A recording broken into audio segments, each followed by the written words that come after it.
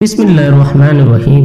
طوفان نوح علیہ السلام کتنا عظیم تھا۔ جب طوفان کی ابتدا تنور سے ہو چکی تو آسمان کو پانی برسانے کا اور زمین کو چشمے سے پانی نکالنے کا حکم دیا گیا۔ آسمان اور زمین کے پانی نے مل کر ایک عظیم ہولناک منظر پیش کیا۔ اللہ تعالیٰ نے اس کا ذکر قرآن مجید میں فرمایا ہے۔ ہم نے آسمان کے دروازے کھول دیے جوڑ کے بہتے ہوئے پانی سے، زمین سے چشمے جاری کر کے زور سے پانی بہا دیا تو دونوں پانی آپس میں مل گئے۔ زمین و آسمان کے پانی نے مل کر اتنی شدت کی تباہی برپا کی کہ موجیں جب اٹھتی تو بہت بڑے پہاڑ کی طرح نظر آتی۔ رب تعالیٰ نے اس کا بھی ذکر قرآن مجید میں ارشاد فرمایا، اور وہ کشتی انہیں لے جا رہی تھی ایسے موجوں میں سے جیسے کہ پہاڑ۔ اس آیت کی تفسیر میں علامہ رازی رحمۃ اللہ علیہ فرماتے ہیں کہ موجوں کی بلندی اس وقت ہوتی ہے جب ہوا بھی تیز ہو اور شدت کی ہو۔ اس سے پتہ چلتا ہے کہ شدت کی بارش اور زمین میں پانی چھوڑنے کے ساتھ ساتھ شدید آندھی اور طوفان بھی چل رہا تھا، جس سے اٹھنے والی موجیں پہاڑ کی چوٹیوں سے باتیں کر رہی تھی۔ کشتی کا چلنا اور منزل پر پہنچ جانا۔ حضرت نوح علیہ السلام کی کشتی 10 رجب کو چلی اور 10 محرم کو جدی پہاڑی پر لنگرگاہ ہو گئی۔ کشتی 6 ماہ مسلسل طوفان میں رہی۔ 10 محرم کو طوفان سے نجات ملنے پر حضرت نوح علیہ السلام اور آپ کی قوم نے روزہ رکھا۔ نوح علیہ السلام نے خود بھی روزہ رکھا اور اپنے ساتھ تمام لوگ اور وحشی جانور اور دوسرے جانوروں کو بھی حکم دیا کہ سب اللہ کا شکر ادا کرنے کے لیے روزہ رکھے۔ مسند احمد وغیرہ میں حضرت ابو ہریرہ رضی اللہ عنہ سے مروی ہے کہ نبی کریم صلی اللہ تعالی علیہ وآلہ وسلم کا ایک مرتبہ یہودی لوگوں سے گزر ہوا جنہوں نے عاشورے کے دن کا روزہ رکھا ہوا تھا۔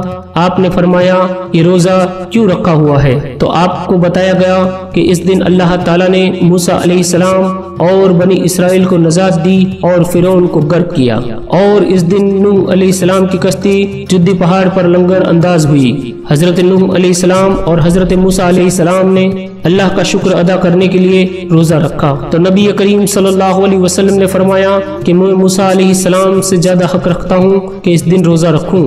آپ صلی اللہ علیہ وآلہ وسلم نے خود بھی روزہ رکھا اور صحابہ اکرام کو بھی حکم دیا کہ روزہ رکھے۔ خیال رہے کہ عیسیٰ علیہ السلام کی پیدائش بھی عاشورے کے دن ہوئی تھی۔ نوح علیہ السلام کا ایک بیٹا غرق ہو گیا۔ حضرت نوح علیہ السلام کے 4 بیٹے تھے، ان میں سے 3 مومن تھے اور آپ کے ساتھ کشتی میں سوار تھے، جن کے نام شام، حام اور یاسف تھے، اور ایک آپ کا بیٹا منافق تھا جس کا نام کنعان تھا۔ وہ کشتی میں سوار نہیں ہوا تھا جو طوفان کے اندر غرق ہو گیا، چونکہ یہ منافقین تھا، یعنی کہ ظاہری طور پر مومن نہ تھا، در حقیقت میں منافق تھا اور کافر سے ملا ہوا تھا۔ اس کے غرق ہونے کے واقعے کو اللہ تعالیٰ نے ذکر فرمایا، اور نوح علیہ السلام نے اپنے بیٹے کو پکارا، اس کنارے پر تھا، اے میرے بچے ہمارے ساتھ سوار ہو جا اور کافروں کے ساتھ نہ ہو۔ وہ بولا، اب میں کسی پہاڑ کی پناہ لوں گا، وہ مجھے پانی سے بچا لے گا۔ نوح علیہ السلام نے کہا کہ آج اللہ کے عذاب سے بچانے والا کوئی نہیں مگر جس پر وہ رحم کرے، اور ان کے درمیان موج حائل ہو گئی تو وہ ڈوبنے والوں میں رہ گیا۔ نوح علیہ السلام کا یہ بیٹا گھوڑے پر سوار تھا اور اترا رہا تھا کہ میں پہاڑ پر چڑھ کر اپنے آپ کو بچا لوں گا۔ نوح علیہ السلام اسے کہہ رہے تھے کہ آج اللہ کے عذاب سے اس کے رحم کے بغیر کوئی بچ نہیں سکتا۔ یہی گفتگو ان دونوں کے درمیان چل رہی تھی کہ طوفان سے اٹھنے والی موجیں ان دونوں کے درمیان حائل ہو گئی اور کنعان جو طوفان کے اندر غرق ہو گیا۔ نوح علیہ السلام کے بیٹے کے حق میں التجا۔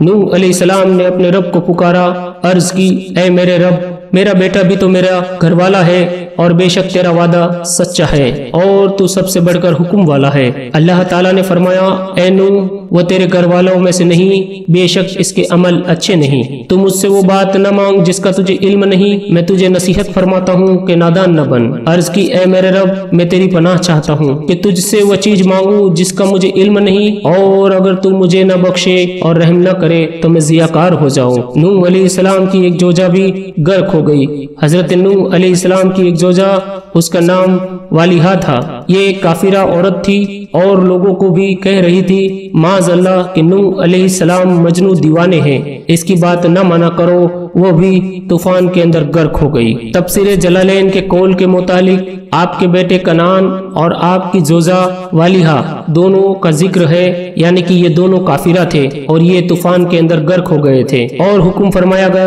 اے زمین اپنا پانی نگل لے اور اے آسمان تھم جا، اور پانی کو خشک کر دیا گیا اور کام تمام ہوا اور کشتی کوہ زدی پر ٹھہری، اور فرمایا گیا کہ دور ہو بے انصاف لوگ، یعنی کہ جب کافروں کے غرق ہونے کے کام مکمل ہو گیا تو طوفان کو ختم کر دیا گیا اور بارش کو روک دی گئی۔ زمین کو حکم دیا گیا کہ اب جو پانی تیرے اوپر ہے اسے اپنے اندر جذب کر لے، صرف وہی لوگ اور جانور بچے جو کشتی میں سوار تھے، باقی تمام انسان، چوپاہے اور پرندے اور دوسرے وحشی جانور غرق ہو گئے۔ اور غرق ہونا عاقل بالغ کافروں کے لیے عذاب تھا اور ان کے علاوہ دوسرے غرق ہونے والے کے لیے عذاب نہیں تھا۔ اس کے متعلق حدیث شریف میں آتا ہے کہ جب اللہ تعالیٰ کسی قوم پر عذاب نازل کرتا ہے تو سب اچھے اور برے اس عذاب میں مبتلا ہو جاتے ہیں، پھر جب اٹھائے جائیں گے تو ہر ایک کو اپنے اپنے اعمال کے مطابق قیامت میں اٹھایا جائے گا۔ کشتی جدی پہاڑ پر ہی کیوں جا کے رکی؟ تمام پہاڑ اپنی اپنی بلندیوں پر تکبر کر رہے تھے اور اترا رہے تھے، لیکن جدی پہاڑ اللہ کے حضور اپنی عاجزی ہی کر رہا تھا، تو اللہ تعالیٰ نے اسے یہ تکریم عطا فرمائی کہ نوح علیہ السلام کی کشتی اس پر جا کر ٹھہرے۔ جس نے عاجزی کی اللہ تعالیٰ نے اسے رفیعت عطا کی۔ جدی پہاڑ موصل یا شام کے علاقے میں ہے۔ یہ بھی خیال رہے کہ پانی حرم شریف کے اندر داخل نہیں ہوا تھا۔ ہم اس ویڈیو کو یہیں پہ ختم کرتے ہیں۔ ویڈیو پسند آنے کی صورت میں ویڈیو کو لائک اور چینل کو سبسکرائب کریں اور اس ویڈیو کو زیادہ شیئر کرنے کی کوشش کریں۔ السلام علیکم ورحمۃ اللہ وبرکاتہ۔